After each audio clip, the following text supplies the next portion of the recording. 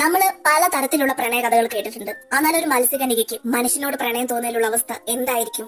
2015 polish ഭാഷയിൽ പുറത്തിറങ്ങിയ musical horror thriller ചിത്രമാണ് ദ ലൂർ. കൂടുതൽ പറഞ്ഞു നീട്ടാതെ നമുക്ക് നേരെ കഥയിലേക്ക് പോകാം. ചിത്രത്തിന്റെ തുടക്കം 1980-ലാണ്. രാത്രി സമയം റോക്ക് ബാൻഡ് ഗ്രൂപ്പിലെ 2 പയ്യന്മാരും ഒരു സ്ത്രീയും പൊളാൻഡിലുള്ള ബീച്ച് സൈഡിൽ വന്ന് മ്യൂസിക് ഇൻസ്ട്രുമെന്റ് പ്ലേ ചെയ്യുകയും മ്യൂസിക് പാടുകയും ചെയ്ത് വളരെ സന്തോഷത്തോടെ റിലാക്സോടെ അവർ ആ മ്യൂസിക് എൻജോയ് ചെയ്യുകയാണ്. ഇന്നലെ കടലിന്റെ ഭാഗത്തു നിന്ന് മധുരമായ സ്വരത്തിൽ ആരോ പാട്ടുപാടുന്ന ശബ്ദം ഈ പയ്യന്മാർക്ക് കേൾക്കും. വളരെ മനോഹരമായ ശബ്ദം. ഇത് ആരായിരിക്കുമെന്ന് കരുതി അവർ തിരിഞ്ഞു നോക്കും. ഇന്നരം കടലിനുള്ളിൽ 2 യുവതികൾ നിൽക്കുന്നതാണ് ഇവർ കാണുന്നത്. വീണ്ടും ഈ 2 യുവതികൾ പാട്ട് പാടിക്കൊണ്ടേയിരിക്കും. അന്നരം ബാൻഡ് ഗ്രൂപ്പിലുണ്ടായിരുന്ന പയ്യന്മാര് അവരുടെ വശത്തിലാകും. ശേഷം ഈ പയ്യന്മാര് കടലിന്റെ ഉള്ളിൽ നിൽക്കുന്ന ആ 2 യുവതികളുടെ അടുത്തേക്ക് പോകാൻ ശ്രമിക്കും. ശരിക്കും പറഞ്ഞാല് ആ 2 യുവതികൾ സാധാരണ മനുഷ്യ സ്ത്രീകളായിരുന്നില്ല, പകരം മത്സ്യകന്യകകളാണ്. ഇവരുടെ മധുരമായ ശബ്ദം കേട്ട് ബാൻഡ് ഗ്രൂപ്പിലെ പയ്യന്മാര് കടലിന്റെ ഉള്ളിലേക്ക് ഇറങ്ങാൻ നേരം കൂട്ടത്തിലുണ്ടായിരുന്ന സ്ത്രീ നിലവിളിക്കും. ഈ മത്സ്യകന്യകൾക്ക് അവരുടെ ശബ്ദം ഉപയോഗിച്ച് പുരുഷന്മാരെ മാത്രമേ വശീകരിക്കാൻ സാധിക്കുകയുള്ളൂ, സ്ത്രീകളെ വശീകരിക്കാൻ കഴിയുകയില്ല. പിന്നീട് ആ സീൻ അങ്ങനെ തന്നെ കാണിച്ചുകൊണ്ട് ഫിലിമിന്റെ ടൈറ്റിൽ ദ ലൂർ അഥവാ കോർക്കി ഡാൻസിംഗു എന്നെഴുതി കാണിക്കും.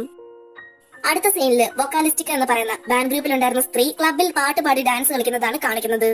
ആ 2 മത്സ്യകന്യകകളും വളരെ നന്നായി പാട്ട് പാടിയതുകൊണ്ട് അന്ന് രാത്രി തന്നെ വൊക്കാലിസ്റ്റിക്ക എന്ന് പറഞ്ഞ ഈ സ്ത്രീ മത്സ്യകന്യകയെ കൂട്ടിക്കൊണ്ട് ക്ലബിന്റെ ഓണറിനെ പരിചയപ്പെടുത്തി കൊടുക്കും. ഈ മെർമെയ്ഡ്സ് ഭൂമിയിലേക്ക് വരുമ്പോൾ അവർക്ക് മനുഷ്യരെ പോലെ കാലുകൾ ലഭിക്കും. എന്നാൽ വെള്ളത്തിന്റെ സ്പർശനമോ അല്ലെങ്കിൽ വെള്ളത്തിന്റെ ഉള്ളിലേക്ക് പോകുമ്പോൾ ഈ മത്സ്യകന്യക മനുഷ്യന്റെ രൂപം മാറി പഴയതുപോലെ ആകും. അതായത് വെള്ളത്തിന്റെ പുറത്ത് മനുഷ്യന്റെ രൂപവും വെള്ളത്തിന്റെ അടിയിൽ യഥാർത്ഥ രൂപമായിരിക്കും. ക്ലബിലുള്ള എല്ലാവർക്കും അറിയായിരുന്നു അവർ 2 പേരും മെർമെയ്ഡ്സ് ആണെന്നുള്ളത്. മെർമെയ്ഡ്സിലെ ഒരാളുടെ പേര് ഗോൾഡൻ എന്നും ഒരാളുടെ പേര് സിൽവർ എന്നുമാണ്. മാത്രമല്ല അവർ 2 പേരും സഹോദരിമാരാണ്. ക്ലബിന്റെ ഓണർ ഈ മത്സ്യകന്യകയുടെ 2 പേരുടെ ശരീരത്ത് വെള്ളം ഒഴിച്ചു നോക്കും. ഇന്നരം ഇവര് വീണ്ടും പഴയ അവസ്ഥയിലേക്ക് എത്തും. ഇത് കാണുന്ന ക്ലബിന്റെ ഓണറിന് വളരെ സന്തോഷവും അതോടൊപ്പം അത്ഭുതവും തോന്നും. കാരണം ഈ 2 മത്സ്യകന്യകകൾക്കും വളരെ നന്നായി പാടാൻ കഴിയും. അതിനാൽ ഇവരെ ബാൻഡിലെ മെമ്പേഴ്സ് ആക്കിയാൽ കൂടുതൽ ആളുകൾ കാണാൻ വരും. മാത്രമല്ല മനുഷ്യർ ഇന്ന് വരെ കണ്ണുകൊണ്ട് കാണാത്ത ഒരു ക്രീച്ചറിനെ കാണാൻ വേണ്ടി മറ്റു ചില ആളുകൾ തിങ്ങിക്കൂടി വരും. എങ്ങനെ പോയാലും ക്ലബിന്റെ ഓണറിന് ഈ മെർമെയ്ഡ്സിനെ കൊണ്ട് ലാഭമാണ് ഉണ്ടാവാൻ പോകുന്നത്. അങ്ങനെ ഈ മെർമെയ്ഡ്സും ഇപ്പോൾ ബാൻഡ് ഗ്രൂപ്പിലെ അംഗങ്ങളായിരിക്കുകയാണ്. കുറച്ച് ആളുകൾ മെർമെയ്ഡ്സിന്റെ പാട്ട് കേൾക്കാനും മറ്റു ചില ആളുകൾ മെർമെയ്ഡ്സിനെ കാണാൻ വേണ്ടിയുമാണ് വരുന്നത്. ജനങ്ങൾക്കെല്ലാം ഒരുപാട് അത്ഭുതവും ആശ്ചര്യവും തോന്നിയിരുന്നു. കുറച്ച് നാളുകൾ അങ്ങനെ തന്നെ കടന്നുപോയി. പിന്നീട് ഇതേ മെർമെയ്ഡ്സ് തന്നെ സ്വന്തമായി ഒരു ബാൻഡ് ഗ്രൂപ്പ് ഉണ്ടാക്കി അവിടെ പാട്ട് പാടാൻ തുടങ്ങി. അങ്ങനെ ക്ലബിൽ ഒരുപാട് ആളുകൾ ഇവരുടെ ബാൻഡ് ഗ്രൂപ്പിലെ പാട്ട് കേൾക്കാൻ വന്നു തുടങ്ങി. ഇത് ക്ലബിന്റെ ഓണറിന് ഒരുപാട് സന്തോഷം തരുന്ന കാര്യമായിരുന്നു. വീണ്ടും കുറെ നാളുകൾ കടന്നുപോയി. മെർമെയ്ഡ്സിലെ സിൽവർ എന്ന് പറയുന്ന ആൾക്ക് ബാൻഡ് ഗ്രൂപ്പിലെ മീടെക് എന്ന് പറയുന്ന പയ്യനോട് പ്രണയം തോന്നും. മീടെക്കിന് സിൽവറിനോടും തിരിച്ച് പ്രണയം തോന്നും. പക്ഷെ എന്നാലും ഒരു മത്സ്യകന്യകയെ പ്രണയിക്കാൻ മീടെക്കിന്റെ മനസ്സിന് പൂർണ്ണമായി സമ്മതമുണ്ടായിരുന്നില്ല. ഇവിടെ വെച്ചാണ് നമുക്ക് മനസ്സിലാവുന്നത്, അതായത് ഒറ്റനോട്ടത്തിൽ മനുഷ്യനെ പോലെ ആണെങ്കിലും അരയ്ക്ക് താഴോട്ട് മനുഷ്യർക്കുള്ള ബോഡി പാർട്ട് ഒന്നും ഉണ്ടായിരുന്നില്ല. അതിനാൽ മീടെക്കിന് സിൽവറിനോട് വലിയ താല്പര്യമൊന്നും ഉണ്ടായിരുന്നില്ല. നീ വെറും ഒരു മത്സ്യമാണ്, മത്സ്യത്തിന് ഒരിക്കലും മനുഷ്യനെ പോലെ ആകാൻ കഴിയുകയില്ല, നിന്നെ കൊണ്ട് എനിക്ക് യാതൊരു ഉപയോഗമില്ല എന്ന് മീടെക് സിൽവറിനോട് പറയും. എന്നാൽ സിൽവർ തന്റെ ശബ്ദം ഉപയോഗിച്ച് മീടെക്കിനെ വശീകരിച്ച് പ്രണയത്തിലാക്കും. കുറെ നാള് ഇവരുടെ പ്രണയം നല്ല രീതിയിൽ പോയിക്കൊണ്ടേയിരുന്നു. തന്റെ സഹോദരി സിൽവർ പ്രണയത്തിലായതിനു ശേഷം ഗോൾഡന് ഒറ്റപ്പെടൽ അനുഭവപ്പെടാൻ തുടങ്ങി. സിൽവർ ഒരു മനുഷ്യനെ പ്രണയിക്കുന്നതിൽ ഗോൾഡന് തീരെ താല്പര്യമുണ്ടായിരുന്നില്ല. അങ്ങനെ ഇരിക്കെ ഒരു ദിവസം ഗോൾഡൻ തന്റെ സഹോദരിയോട് ചോദിക്കും, നീ അവനെ ശരിക്കും പ്രണയിക്കുന്നുണ്ടോ അതോ അവനെ ഭക്ഷണമാക്കാൻ വേണ്ടിയാണോ നീ ഈ പ്രണയ നാടകം ചെയ്യുന്നത്? നീ ചിന്തിക്കുന്നത് പോലെ ഒന്നുമല്ല, എനിക്ക് അവനോട് യഥാർത്ഥമായിട്ടുള്ള പ്രണയമാണ്. കുറച്ചു കഴിഞ്ഞ് ഗോൾഡൻ പുറത്തേക്ക് പോകും. ഇന്നരം ഒരുത്തം വെള്ളമടിച്ച് ലെക്ക് തെറ്റി ഒരു കാറിനുള്ളിൽ ഇരിക്കുന്നത് കാണും. ശേഷം ഗോൾഡൻ അയാളുടെ കൂടെ നമ്മൾ ചിത്രത്തിന്റെ തുടക്കത്തിൽ കണ്ട ആ ബീച്ചിലേക്ക് പോകും. ബീച്ചിലെത്തിയതിനു ശേഷം അയാൾ ഗോൾഡനോട് വളരെ റൊമാൻറ്റിക് ആയിട്ട് സംസാരിക്കും. എന്നാൽ അയാൾ കൂടുതലായി സംസാരിക്കുന്നതിന് മുൻപ് ഗോൾഡൻ അയാളെ കടിച്ചു കീറി കൊന്നു തിന്നും.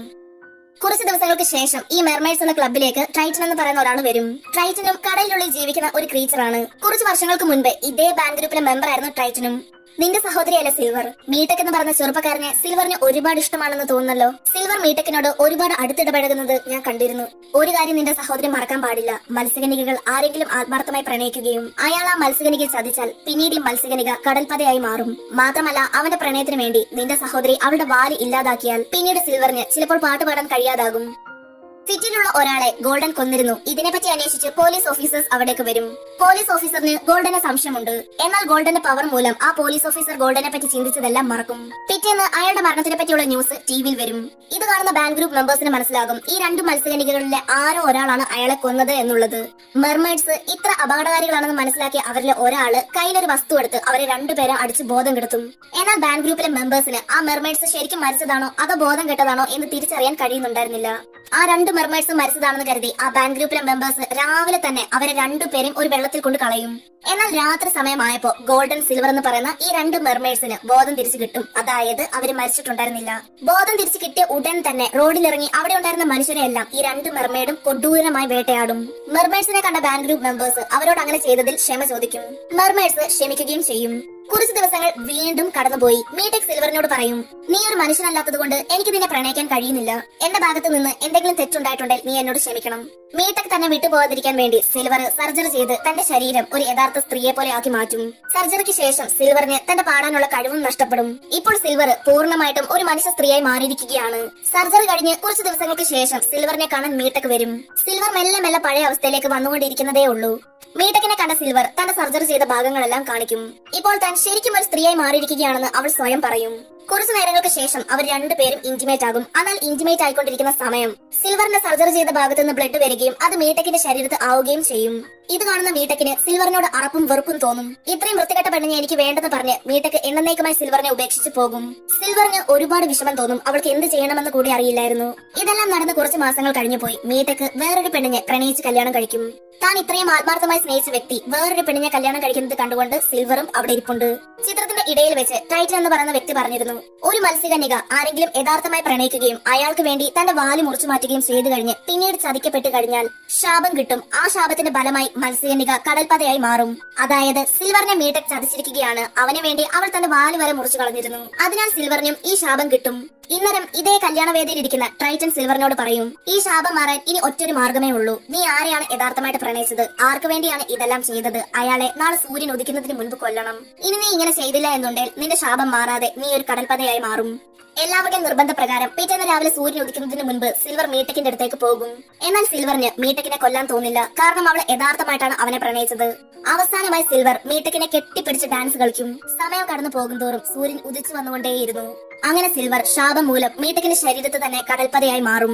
മീടെക്കിന് എന്താണ് ഇത് സംഭവിക്കുന്നത് എന്ന് കൂടി മനസ്സിലാകുന്നുണ്ടായിരുന്നില്ല. തന്റെ സഹോദരി സിൽവർ മീടെക്കിനെ കൊന്നോ എന്നറിയാൻ വന്ന ഗോൾഡൻ കണ്ടത് മീടെക്കിന്റെ ശരീരത്തിൽ പറ്റി പിടിച്ചിരിക്കുന്ന പതയാണ്. ഇത് കണ്ട് ദേഷ്യം അടക്കാൻ കഴിയാത്ത ഗോൾഡൻ മീടെക്കിനെ കൊടൂരമായി വേട്ടയാടി കൊല്ലും. ഗോൾഡൻ മീടെക്കിനെ കൊന്നത് ബാങ്ക് ഗ്രൂപ്പിലുള്ള മറ്റ് മെമ്പേഴ്സും കാണും. പക്ഷെ അവർക്കൊന്നും ചെയ്യാൻ സാധിക്കാതെ നിസ്സഹായ അവസ്ഥയിൽ നിൽക്കുകയാണ്. ശേഷം ഗോൾഡൻ സമുദ്രത്തിലേക്ക് ഇറങ്ങിപ്പോകുന്നത് കാണിച്ചുകൊണ്ടാണ് സിനിമ തീരുന്നത്. നിങ്ങൾക്ക് ഈ മൂവി ഇഷ്ടമായെന്ന് വിചാരിക്കുന്നു.